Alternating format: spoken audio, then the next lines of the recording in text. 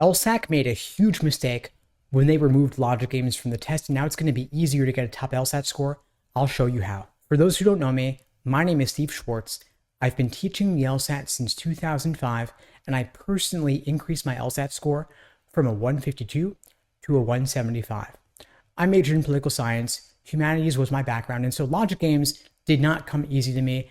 It was discouraging, took me a ton of work to master that section. Now that games is no longer on the test, you have cut away a third of the material that folks had to study. You can now double your focus on logical reasoning since it's 2/3 of the test now, and any gains you make in your understanding of logical reasoning will be doubled across the two sections.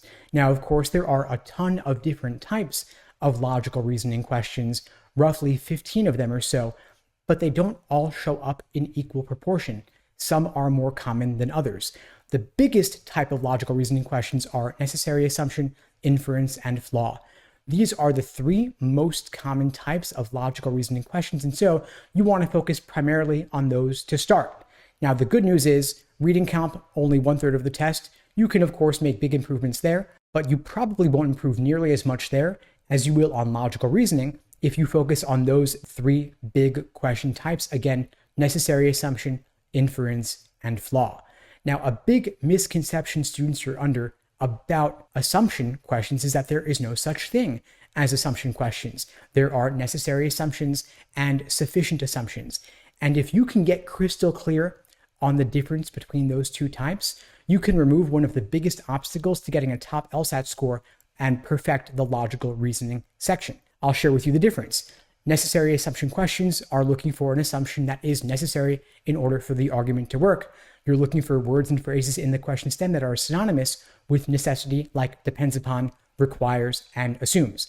Sufficient assumption questions, on the other hand, much less common by the way, use words and phrases in the question stem synonymous with sufficiency, like allows, enables, follows logically if assumed, and properly inferred if assumed.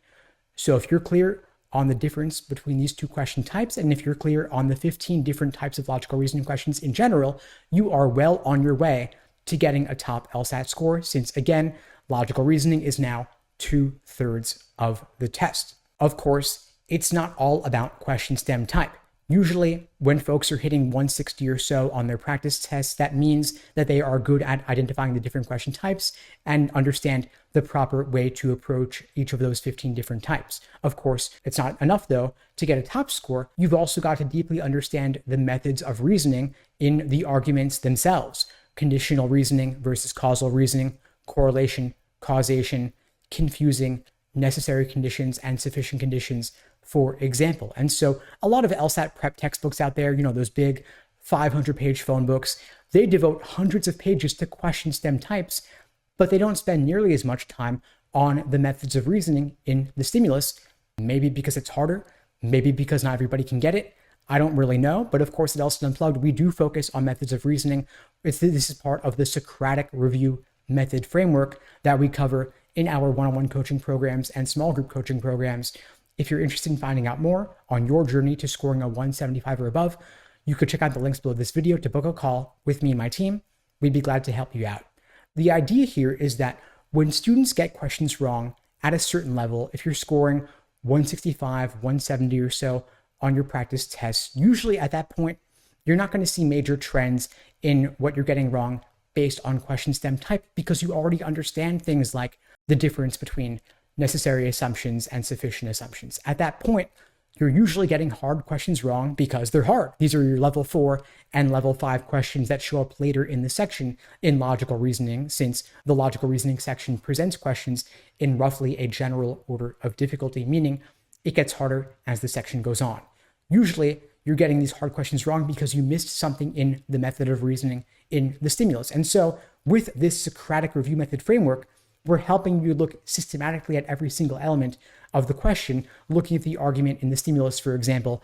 Did you fail to recognize a key indicator word referencing evidence or conclusion or sufficient or necessary conditions?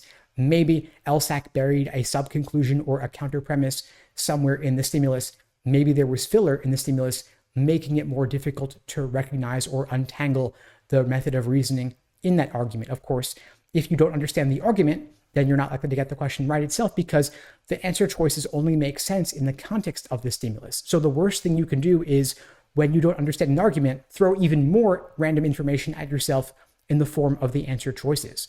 Of course, you may get a question wrong because you were led astray by attempting wrong answer, or you were discouraged by an unappealing right answer. So of course, we can look at that as well, and we do look at that as well.